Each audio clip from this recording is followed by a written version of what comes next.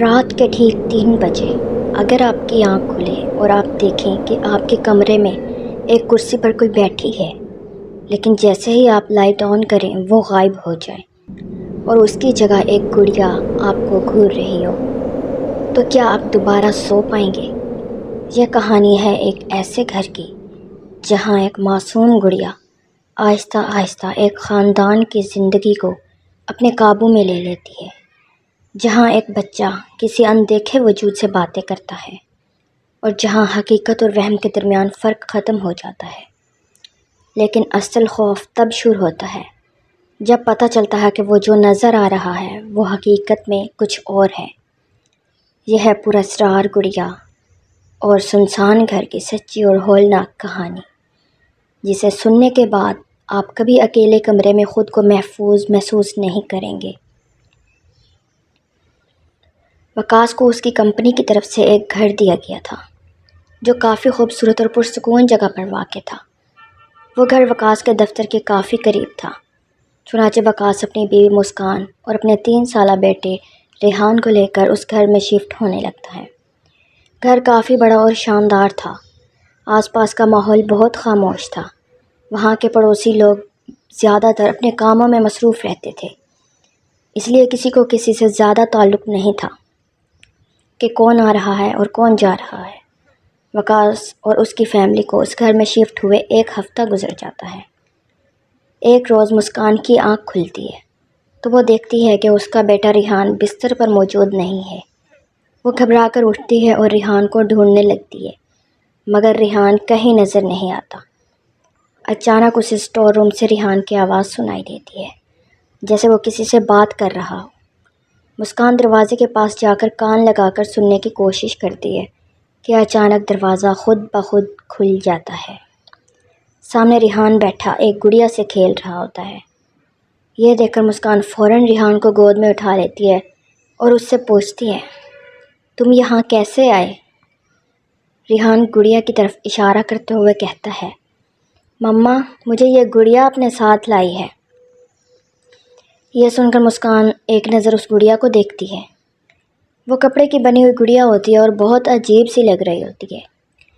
مسکان فوراً ریحان کو لے کر اپنے کمرے میں آ جاتی ہے اور اسے اپنے پاس سلا دیتی ہے۔ اگلی صبح وقاص دفتر جانے کی تیاری میں لگا ہوتا ہے۔ وہ مسکان سے چائے مانگتا ہے، مگر مسکان کوئی جواب نہیں دیتی۔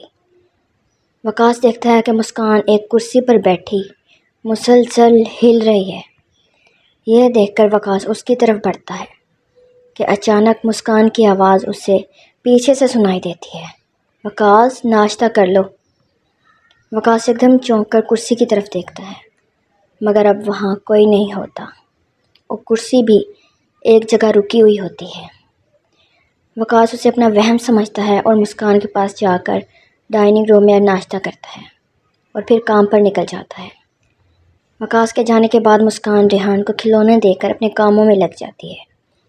کچھ دیر بعد اسے ریحان کی ہنسی سنائی دیتی ہے۔ ریحان بہت زور زور سے ہنس رہا ہوتا ہے۔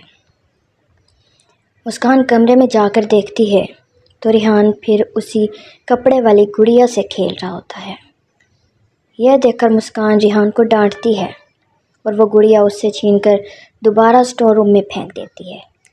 جیسے ہی وہ ایسا کرتی ہے، پورے گھر میں ایک عجیب سی آواز گونجنے لگتی ہے۔ وہ آواز ایسی ہوتی ہے جیسے کوئی درد میں چیخ رہا ہو۔ مسکان فوراً ریحان کو اٹھا کر کمرے میں لے آتی ہے۔ اسے سمجھ نہیں آتا کہ ان کے ساتھ کیا ہو رہا ہے۔ کچھ دیر بعد وہ آوازیں آنا بند ہو جاتی ہیں۔ مسکان کچھ سکون محسوس کرتی ہے کہ اچانک وہ دیکھتی ہے کہ ریحان چھت کی طرف دیکھ رہا ہے۔ مسکان بھی چھت کی طرف دیکھتی ہے، مگر اسے کچھ نظر نہیں آتا۔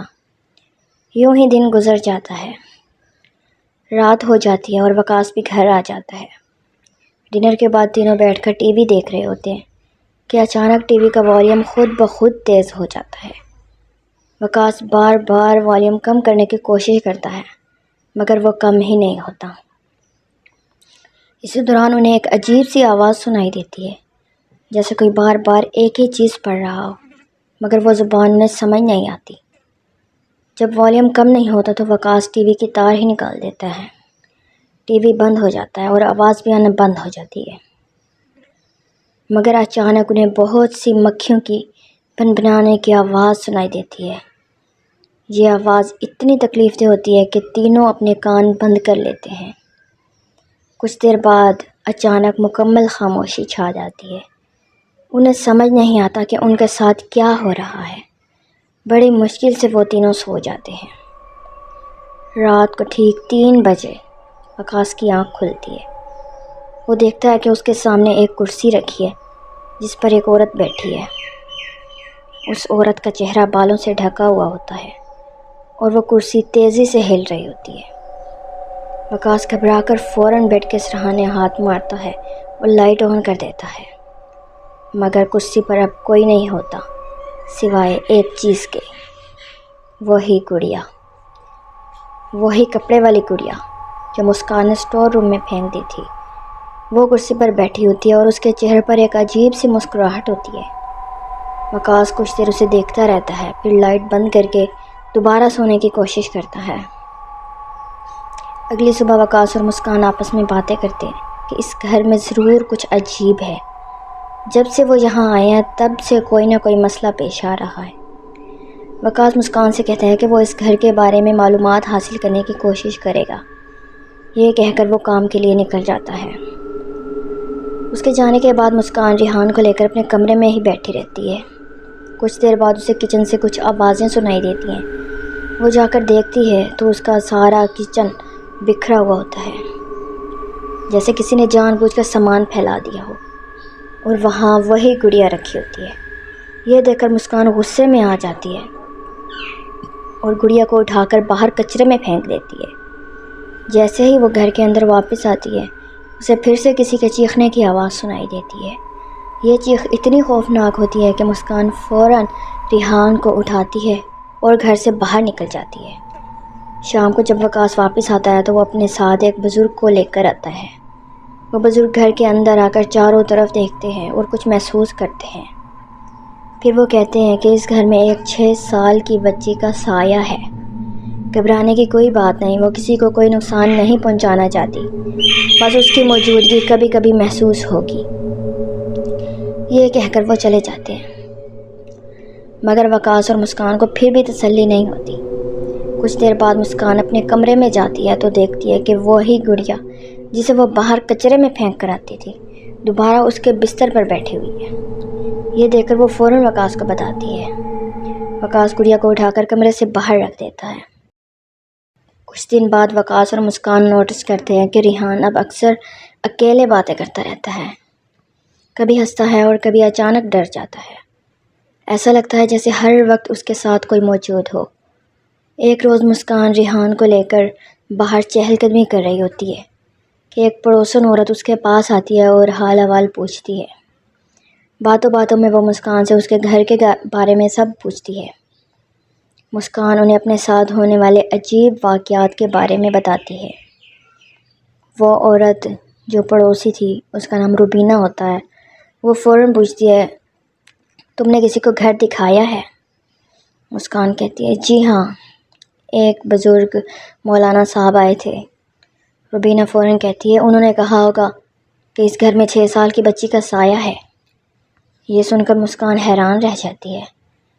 روبینہ آہستہ سے کہتی ہے کہ اس گھر میں ایک شیطانی طاقت ہے جو لوگوں کو آسانی سے اپنے قابو میں کر لیتی ہے اور خود کو 6 سالہ بچی کا سایہ ظاہر کرتی ہے، مگر حقیقت میں ایسا نہیں ہے۔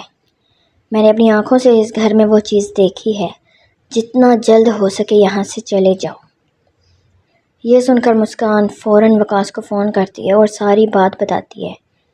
وقاص فوراً گھر آ جاتا ہے اور مسکان کو لے کر روبینہ کے گھر جاتا ہے۔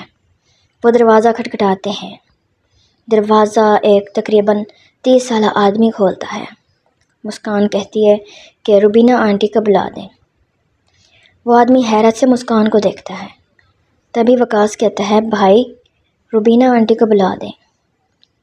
وہ آدمی جواب دیتا ہے کہ میری امی کو مرے ہوئے 5 سال ہو گئے ہیں، میں انہیں کہاں سے بلا دوں؟ یہ سن کر مسکان اور وقاص دونوں حیران ہو جاتے ہیں۔ مسکان کہتی ہے، میں ابھی کچھ گھنٹے پہلے تو ان سے ملی ہوں۔ وہ آدمی کہتا ہے، شاید آپ کسی اور سے ملی ہوں گی۔ مسکان بحث کرنے لگتی ہے تو وہ آدمی اپنی ماں کی تصویر دکھاتا ہے۔